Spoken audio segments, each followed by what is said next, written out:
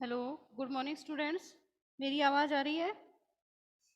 हिमांशु, रजनीश, क्या आप मेरे को सुन पा रहे हैं? Hello, ma'am.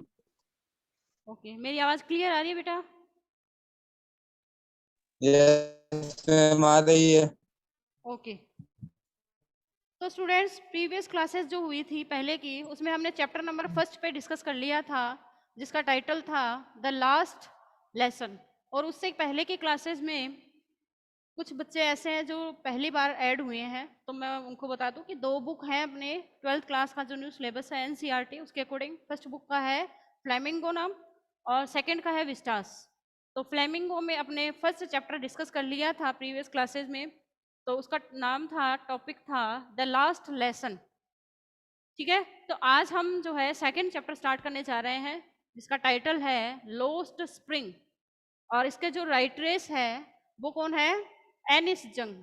अब देखिए, लोस्ट स्प्रिंग इस चैप्टर का नाम क्यों रखा गया। मैंने आपको जितने भी चैप्टर में पढ़ाती हूँ, सब में जो चैप्टर का नाम होता है उसके बारे में बताती हूँ कि लोस्ट स्प्रिंग, लोस्ट यानी खोया हुआ, लोस्ट यानी खोया हुआ। लोस्ट मीन्स क्या होता है हिंदी में? खोया हुआ। और स्प्रिंग यानी बसंत, स्प्रिंग यानी स्प्रिंग सीजन, बसंत। अब खोया हुआ बसंत से इस चैप्टर में मतलब है हमारा चाइल्डहुड, हमारा बचपन जो खो गया। अब देखिए, बचपन को खोने की बात कहाँ से आ रही है?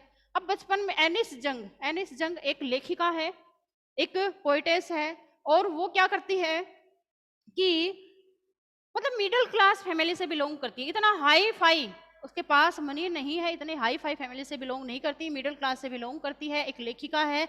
और इसी चैप्टर में बताया गया है कि बचपन जो खो गया। अब किन बच्चों का बचपन खो गया? उन बच्चों का जो आप देखते हो ना, हटमेंट्स, झुग्गी हटमेंट्स यानी झुग्गी झोपड़ियों में रहते हैं, स्लम्स, SLUMBS, स्लम्स या स्लम्स में रहते हैं वो बच्चे जिनका बचपन खो गया। जैसे आप देखते हैं कचरा बुनते हुए लोगों को, कचरे के ढेर पर कचरा बुनते हुए देखते हैं, या अपने गली मोहल्ले में, स्ट्रीट में आप कहीं भी बच्चों को देखते हैं कि वो कूड़ा करकट बुन रहे हैं या मांग रहे हैं घर घर में बैकर, यानी इस टाइप के जो बच्चे हैं, उन सबको लेकर एनिस जंग ने ये चैप्टर लिखा है। बहुत ही इंटरेस्टिंग है और इसमें बहुत सी स्टोरियां हैं छोटी छोटी। जैसे कि इसमें साहेब नाम का एक बच्चा है, साहेब नाम का एक बच्चा है जो क्या करता है कि छोटा सा बच्चा है और वो अपने छोटे छोटे कंधों के ऊपर मिल्क का कनस्तर यानी दूध का जो मतलब बड़ा सा बर्तन है वो अपने कंधों पर लेकर घूमता है। और वो घर घर, डोर टू डोर, यानी एक दरवाजे से दूसरे दरवाजे पर दूध की, मिल्क की सप्लाई करता है, ताकि थोड़ा बहुत जो है लिवलीहुड यानी थोड़ी बहुत इनकम उसे हो सके। और ये काम किसके अंडर करता है? एक शॉप वाले के अंडर करता है। शॉप वाला बड़ा सा वो कनस्तर, मिल्क कनस्तर जिसे कहते हैं, वो उसे टिन जो है वो उसे दे देता है और वो उस मिल्क को डोर टू डोर सप्लाई करता है, ये काम करता है, और इससे थोड़ा बहुत उसको उसका मतलब खर्चा चल जाता है। तो एक दिन ये जो साहेब है, ये जो लेखिका है एनिस जंग, जहाँ किराए पर रह रही थी, किराए के मकान में, उसके घर के पास पहुंच जाता है, उसका दरवाजा खटखटाता है। तो वो देखती है कि जो छोटा सा बच्चा है और दूध लेकर आया है, तो वो उसे दूध डलवाती है और साथ में ही वो उसकी तरफ देखती है, इसके फिजिकल गेस्चर की तरफ देखती है, यानी इसने कैसा पहनावा, कैसी ड्रेस पहन रखी है, कैसे क्लोथ्स पहन रखी है, उसकी तरफ देखती है। तो देखती है कि साहेब ने मेले कुचेले कपड़े पहने हुए हैं और वो मतलब उसके पैरों में मतलब स्लीपर्स नहीं है, चप्पल नहीं पहन रखी है उसने।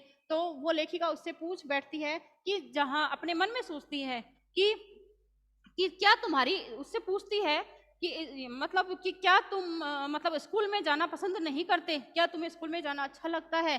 तो साहिब कहता हाँ मुझे बहुत अच्छा लगता है, लेकिन मैं स्कूल में जा नहीं सकता।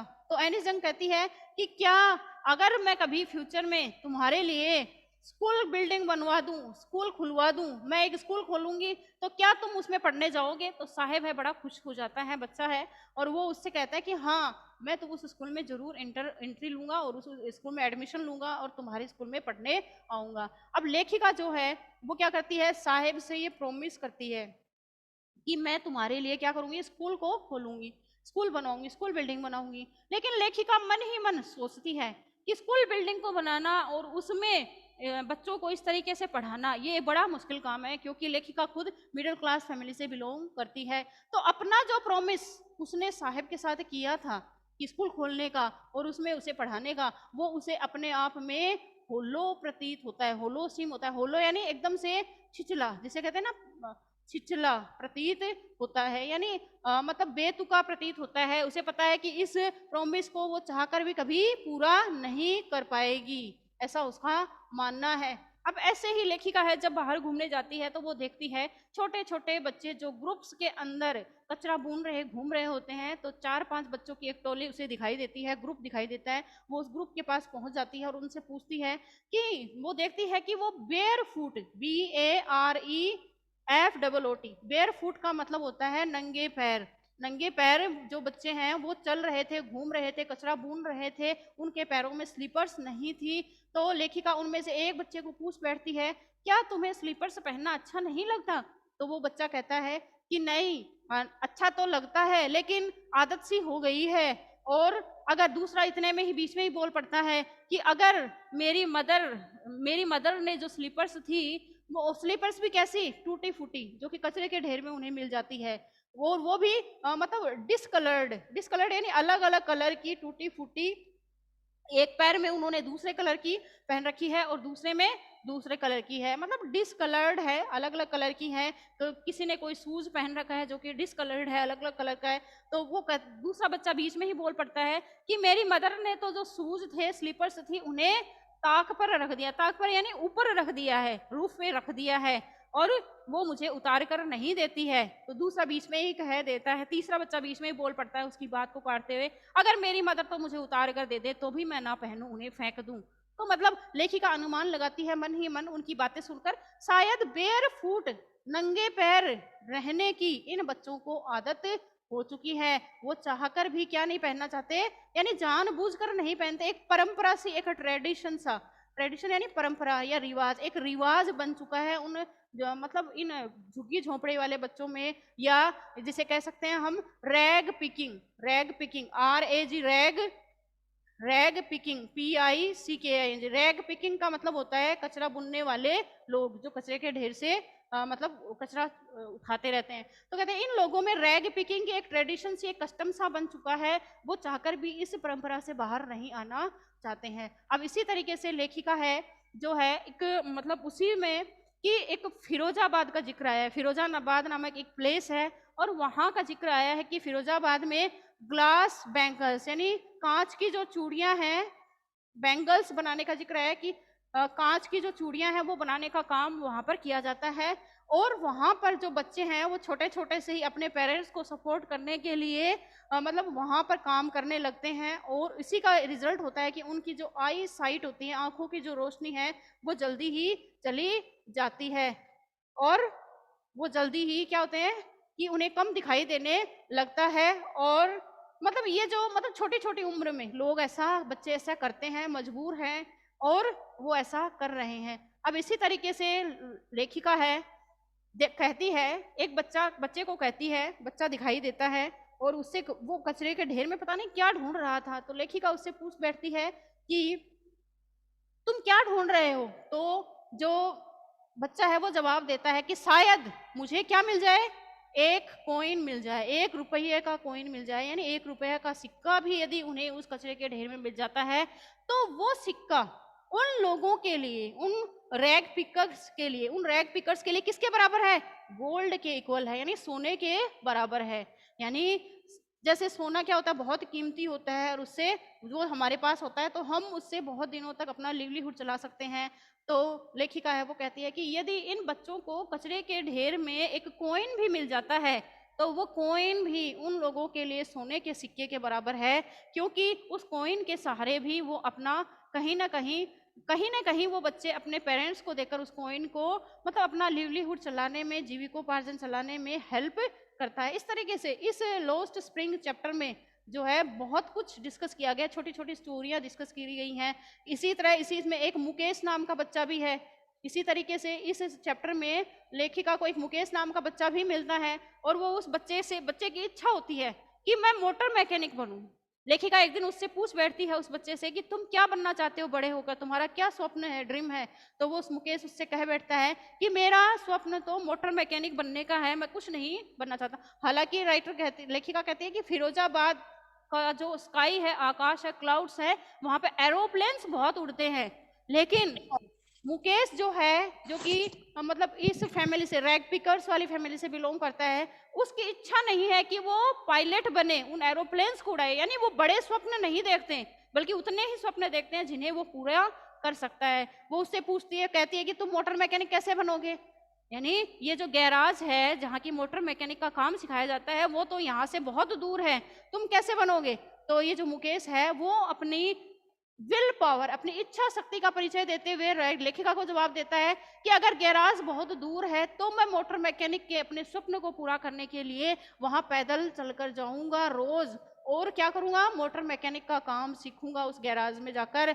लेकिन वो उससे पूछते, क्या तुम पायलट नहीं बनना चाहते, एरोप्लेन नहीं उड़ाना चाहते? तो वो कहता है उससे कि नहीं, मैं पायलट नहीं बनना चाहता, मैं तो एक मोटर मैकेनिक ही बनूंगा। तो लेखिका मन ही मन सोचती है कि ये जो बच्चे हैं रैग पिकर्स वाले या रैग पिकिंग वाले, कचरा बुनने वाले, इन लोगों के जो ड्रीम है, स्वप्न है, वो भी क्या है, सिमटे हुए हैं, सिकुड़े हुए हैं, और वो अपने मतलब स्टैंडर्ड के अकॉर्डिंग ही क्या करते हैं, उन्हें पता है कि पायलट बनने के लिए बहुत मनी चाहिए होता है, ये काम वो नहीं कर सकते, और वो गैराज वाला मोटर मैकेनिक बनने का काम कर सकते हैं। तो वो सारा काम वो करने की इच्छा भी उनकी ऐसी ही है। तो इस तरीके से ये जो चैप्टर है लोस्ट स्प्रिंग, इसमें खोए हुए बचपन, बसंत, चाइल्डहुड, जो झुग्गी झोपड़ी में रहने वाले बच्चे हैं, उन लोगों के बारे में बताया गया है।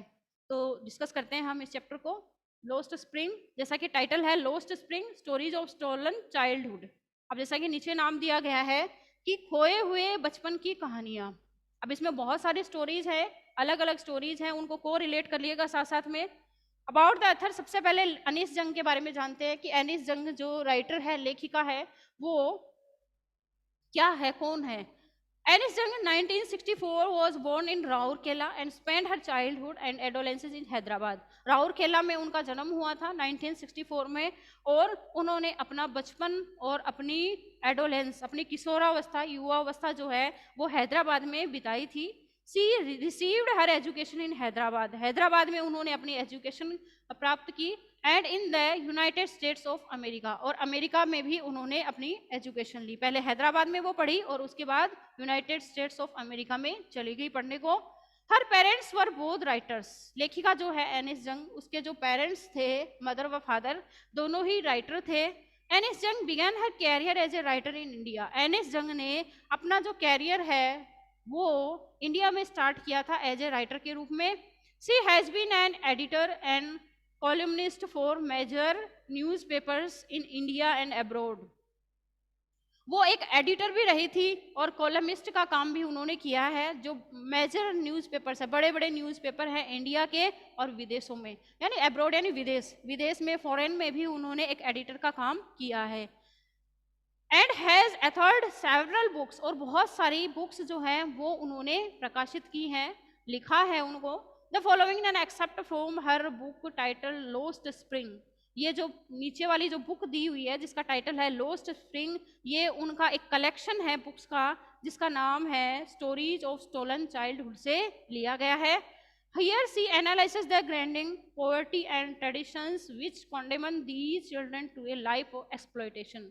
यहाँ पर ये जो चैप्टर है लोस्ट स्प्रिंग, इसमें उसने बताया है, एनालिसिस यानी उसने विश्लेषण किया है, द ग्राइंडिंग पॉवर्टी यानी जो गरीबी बढ़ती जा रही है, एंड ट्रेडिशंस एक परंपरा सी बनती जा रही है, which condemn these children to a life of exploitation, exploitation यानी शोषण, शोषण भरी ये जो लाइफ है उसमें रहने के लिए जिम्मेदार है, और ऐसी गरीबी में रहने के लिए मजबूर है वो बच्चे, ऐसे पेरेंट्स के बच्चे जो कि रैग पिकर्स हैं, रैग पिकिंग का काम करते हैं, उन लोगों के जो बच्चे हैं वो उसी गरीबी में और उसी परंपरा को, उसी ट्रेडिशन को फॉलो करने के लिए मजबूर हैं।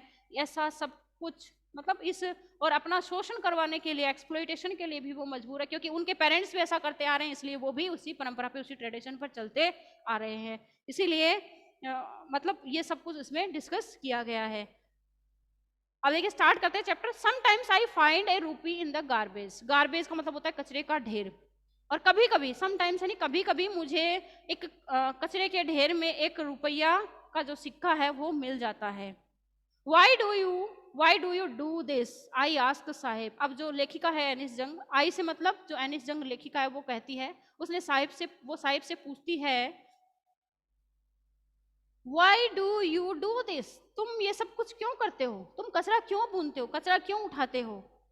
आई आस्क साहेब, मैंने साहेब से पूछा, यानी उस बच्चे से पूछा, whom I encounter every morning scrounging for gold in the garbage dumps of my neighborhood। अब एनिस जंग कहती है कि my neighborhood यानी मेरे पड़ोस में जो है गार्बेज डंप्स यानी कचरे के जो ढेर बने हुए हैं, वहां पर गोल्ड यानी सोना जो है ढूंढता हुआ हर सुबह ढूंढता दिखाई देता है। हर सुबह कौन? साहेब।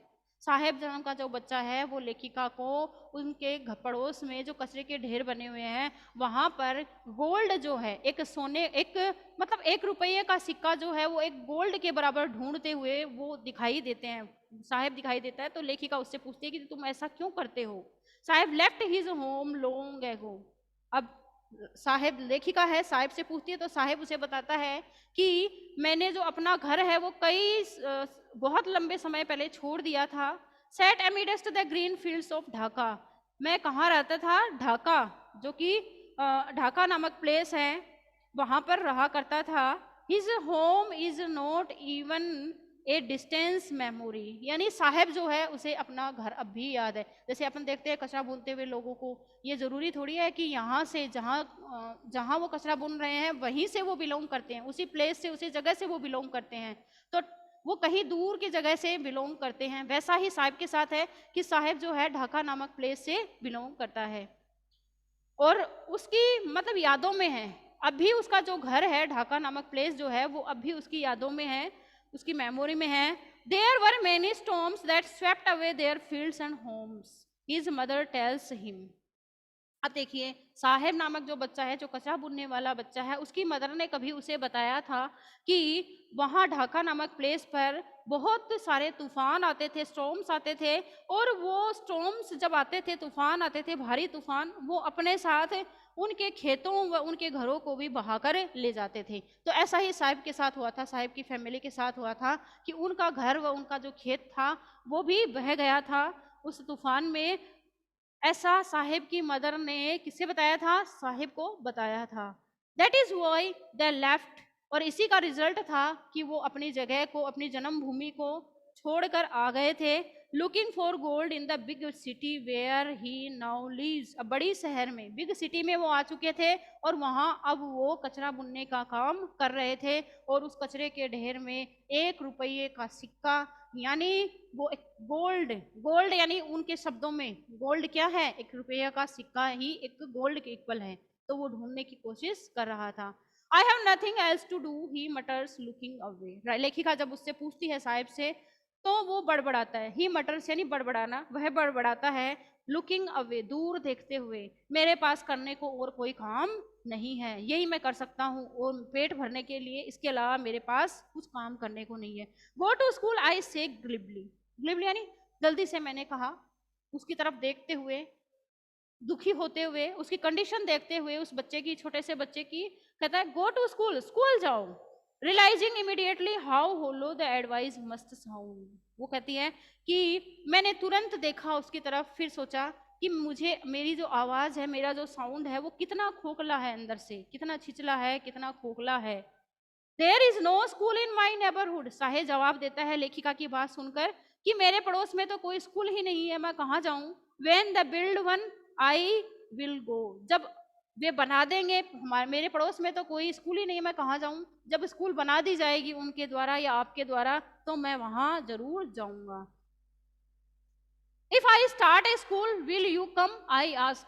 अब हाफ जोकिंग, अब लेखिका एनिस जंग कहती है साहिब से मजाक करते हुए, हाफ जोकिंग यानी आधा मजाक करते हुए कहती है कि यदि मैं तुम्हारे लिए स्कूल स्टार्ट कर दूं, बना दूं, स्कूल बिल्डिंग बना दूं तो क्या तुम आओगे?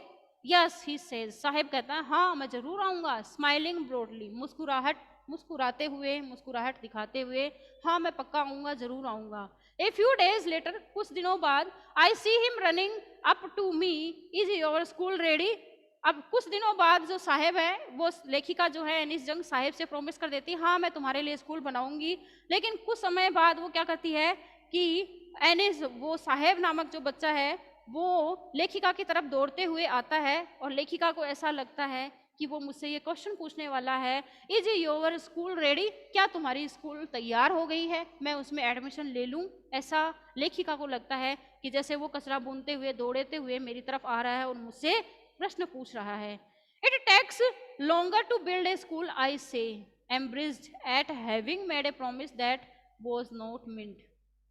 अब लेखिका कहती है कि बहुत लंबा समय लगता है, लेखिका अपने आप ही मन में सोचती है कि बहुत लंबा समय लगता है जब एक स्कूल बिल्डिंग को बनाया जाता है। मैं एम्ब्रेस्ड यानी परेशान होते हुए, eight having made a promise, एक ऐसा वादा, मैंने एक ऐसा प्रोमिस उससे कर लिया था, दैट वाज नॉट मेंट, जिसका कोई मतलब नहीं था। क्यों? क्योंकि इसके लिए बहुत मनी लगता है और लेखिका खुद मिडिल क्लास फैमिली से बिलोंग करती है। उसका सिर्फ मन जानने के लिए कि लेखिका ने उससे क्वेश्चन ये किया था।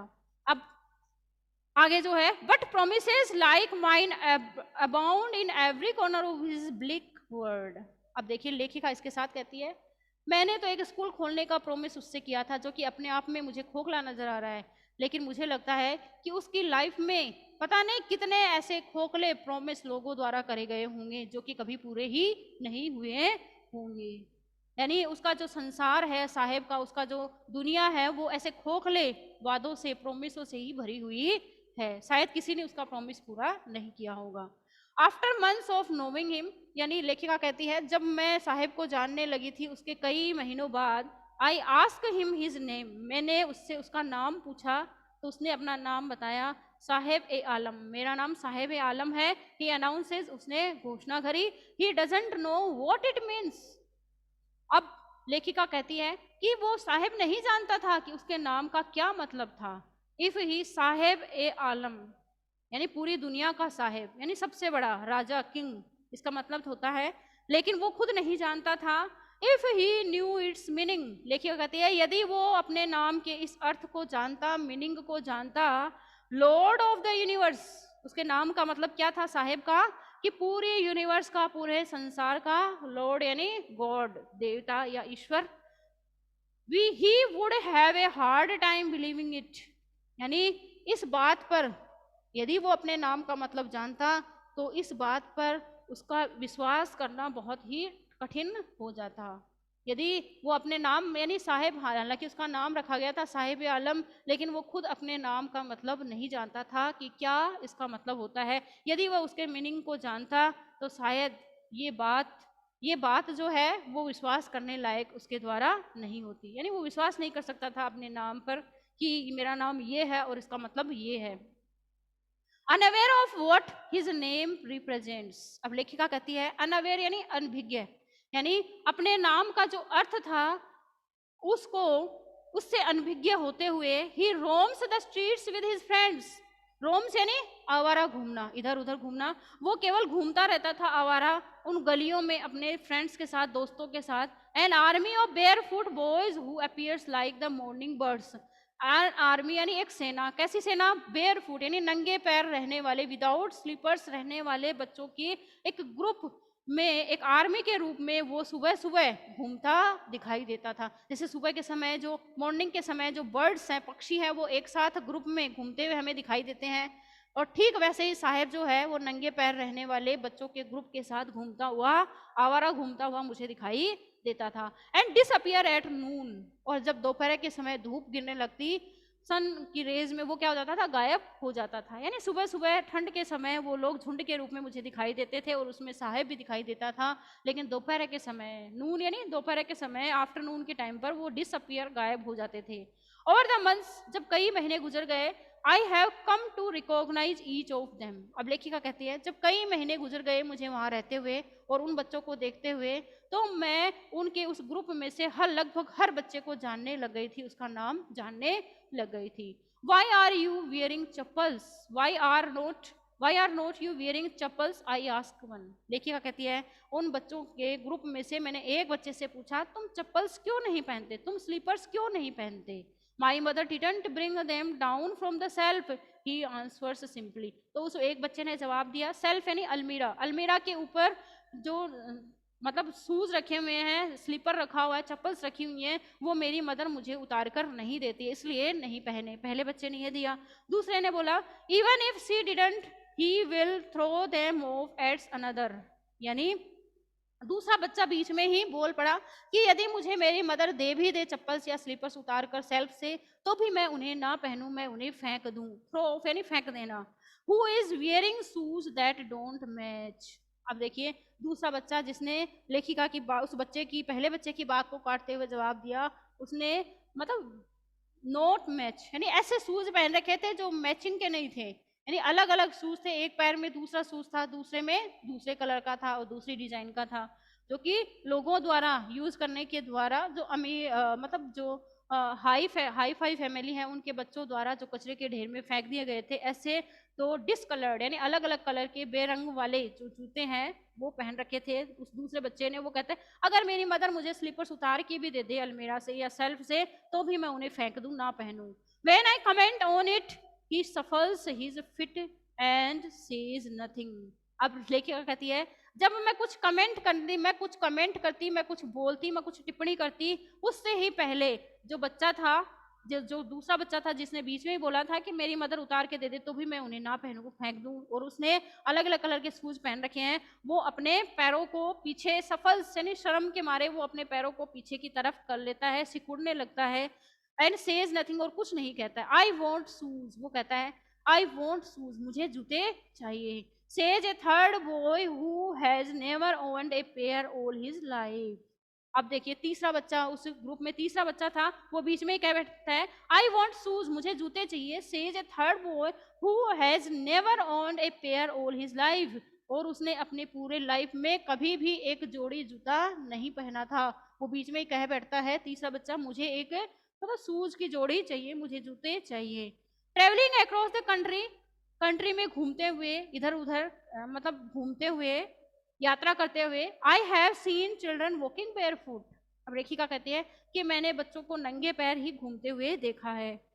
इन सिटीज, बड़े बड़े शहरों में, ऑन विलेज रोड्स, और गांवों की सड़कों पर मैंने ऐसे बच्चों को देखा है। It is not lack of money, यानी इसका मतलब ये नहीं है कि उनके पास मनी नहीं है, वो पहन नहीं सकते हैं shoes, but a tradition to stay barefoot, इसको अंडरलाइन कर लो। A tradition to stay barefoot is an explanation, यानी उनमें एक तरीके से ये परंपरा बन चुकी है, नंगे पैर रहने की एक रिवाज सा बन चुका है कि वो नंगे पैर ही रहना चाहते हैं, वो पहनना ही नहीं चाहते हैं। इज वन एक्सप्लेनेशन, यानी ये एक स्पष्टीकरण ये है कि उनमें एक ट्रेडिशन बन चुकी है बेयर फूट रहने की, नंगे पैर रहने की। I wonder if this is only an excuse to explain away a perpetual state of poverty. अब लेखिका कहती है मैं आश्चर्यचकित हूँ, मुझे आश्चर्य होता है, मैं सरप्राइज होती हूँ। I wonder if this is only an excuse to explain away a perpetual state of poverty. Perpetual यानी परमानेंट, परमानेंट स्टेट यानी स्थिति, ऑफ यानी पॉवर्टी यानी गरीबी की जो एक परमानेंट स्टेट या स्थिति है उसमें बने रहने का ये एक अच्छा बहाना है उनका। वो एक एक्सक्यूज देते हैं कि नहीं, एक ट्रेडिशन बन चुकी है, वो अपनाना ही नहीं चाहते, वो किसी प्रकार का कोई इम्प्रूवमेंट चाहते ही नहीं है, वो उसी कंडीशन में रहना चाहते हैं, वो उसमें सुधार नहीं चाहते हैं, वो वैसे के वैसे बना रहना चाहते हैं, वो अपनी आवाज उठाना ही नहीं चाहते हैं। और इसी का रिजल्ट है कि वो एक परपेचुअल स्टेट ऑफ पॉवर्टी में आज तक बने हुए हैं। आई रिमेंबर, अब लेखिका कहती है मुझे याद आता है a story a man from Udupi. Udupi नामक जगह की एक स्टोरी मुझे याद आती, उडुपी एक जगह का नाम है और वहाँ की एक स्टोरी मुझे आज भी याद आती है जो कि किसी के द्वारा एक बार मुझे बताई गई थी। As a young boy he would go to school past an old temple. जब वो एक छोटा बच्चा था, वो एक पुराना सा मंदिर था, उडुपी नामक जगह पे एक पुराना ओल्ड टेम्पल था, और उसमें टेम्पल के he would go to school past an old temple, यानी वो पास्ट टाइम में क्या करता था कि एक स्कूल में जाया करता था, एक यंग बॉय, छोटा सा बॉय, और उसी के पास एक पुराना सा मंदिर था, टेम्पल था, where his father was a priest, और उस टेम्पल में उसके जो फादर थे वो एक प्रिस्ट थे, पुजारी थे। He would stop briefly at the temple, अब वो बच्चा क्या करता था, उस टेम्पल के आगे रुकता था, and pray for a pair of shoes, और वो वहां पर यानी शूज के लिए, शूज के पैर के लिए प्रे करता था, यानी प्रार्थना करता था कि मुझे मतलब एक जोड़ी शूज मिल जाए। 30 years later, यानी 30 सालों बाद, आई विजिटेड हिज टाउन।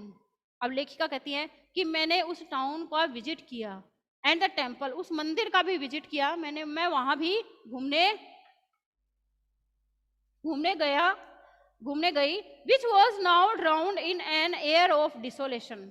और अब वो टाउन जो था, वो टेम्पल जो था, वो टेम्पल जो था वो मतलब डिसोलेशन यानी निराशा में डूब चुका था, यानी निर्जन, डिसोलेशन यानी निर्जन, बिल्कुल जहाँ कोई नहीं रहता हो, यानी निराशा में, एकांतपन में वो डूब चुका था वो जगह। यानी वहाँ नहा नहीं, यानी 30 सालों बाद नहीं तो वहाँ पे वो टाउन था और नहीं वो टेम्पल था, यानी दोनों ही जगह वहाँ डूब चुके थे निराशा में। In the backyard where lived the new priest. अब वहां पर उस टेम्पल में एक नया पुजारी रहता था, यानी एक पुजारी रहता था पुराने वाले टेम्पल में, उसका बेटा था छोटा, वो स्कूल जाता था, और वो स्कूल जब जाता था तो उस टेम्पल के आगे खड़ा होता था और रोज प्रार्थना करता था कि हे भगवान मुझे एक जोड़ी जूतों की दिला दो। लेकिन जब 30 वर्ष बाद लेखिका जो है वो उस टाउन में घूमने जाती है तो वो देखती है कि वहां पे वो टेम्पल नहीं है और न ही वो प्रिस्ट है, बल्कि एक नया पुजारी आया है, एक न्यू प्रिस्ट उस मंदिर में आया हुआ है। इन द बैकवर्ड यानी उसके पीछे की तरफ एक मंदिर बना है और उसमें एक नया प्रिस्ट रहने आया है। There were red and white plastic chairs, और उनके घरों में रेड व व्हाइट कलर की प्लास्टिक की चेयर्स बनी हुई हैं। A young boy dressed in a grey uniform, और एक यंग बॉय छोटा सा बच्चा ग्रे कलर की यूनिफॉर्म उसने पहन रखी है। वियर सॉक्स एंड शूज, उसने सॉक्स व शूज भी पहन रखे हैं। अराइड पेंटिंग, पेंटिंग यानी मैंने बताया हुआ है आपको PANTING, एक तो देखो PANTING, पेंटिंग यानी कौन सा पेंटिंग, जो कि हम दीवारों पे करते हैं, कलर करते हैं। लेकिन यदि मैंने इसका आई हटा दूं तो इसका मतलब होता है हाँफते हुए, हाँफना, हाँफते हुए। तो आता है एक बच्चा, and arrived painting and through his school bag on A folding bed, एक फोल्डिंग बेड रखा हुआ है पास में, वहीं वह अपने बैग को फेंकता है और हाँफता हुआ आता है। लुकिंग एट द बॉय, लेखिका कहती है उस बच्चे की तरफ देखते हुए, I remembered the prayer another boy had made to the goddess, मुझे वो उस दूसरे बच्चे की प्रेयर, प्रार्थना याद आती है जो कि वो भगवान के सामने किया करता था। When he had finally got a pair of shoes, और उसी का रिजल्ट था कि उसे लास्ट में एक पेयर ऑफ शूज मिल चुका था। Let me never loss them, the goddess had granted his prayer. Let me never loss them यानी जो गॉडेज हैं, भगवान है, वो उन्हें कभी निराश नहीं करते, और जो भगवान the goddess has granted his prayer, शायद भगवान ने उसकी प्रार्थना सुन ली थी, कि उसी का रिजल्ट था कि वो बच्चा वहां पर उसी रूप में आ रहा था। Young boys like the son of the priest now वोर शूज, यानी छोटे छोटे बच्चे जो कि उस पुजारी के बच्चे की तरह होते हैं, वो क्या कहते हैं, नाउ वोर शूज, वो जूते पहनते हैं। But many others like the black pickers in my neighbourhood remain shoeless, लेखिका कहती है लेकिन दूसरे बच्चे बहुत सारे बच्चे जो कि मेरे मतलब पड़ोस में मतलब कचरा बुनने का काम करते हैं, वो बिना जूतों के रहते हैं, शूजलेस रहते हैं। एक ट्रेडिशन, एक मैम परंपरा पहले चैप्टर के क्वेश्चन आंसर कब भेजोगे? ये बन चुकी है। My acquaintance with the barefoot rag pickers leads me to Seemapuri, यानी मेरा जो परिचय है या मेरा जो मतलब मेरे जो जानकार हैं या एक्वेंटेंस है मेरा विद द बेयरफुट, मेरी जो जानकारी है, पहचान है बेयरफुट रैग पिकर्स यानी नंगे पैर रहने वाले इन बच्चों के साथ, लीड्स मी टू सीमापुरी, यानी वो सीमापुरी नामक जगह पर मुझे ले जाती है। A place on the periphery of Delhi, और दिल्ली की जो परिधि है, पेरीफ्री है, वहीं पे ये सीमापुरी नामक जगह है।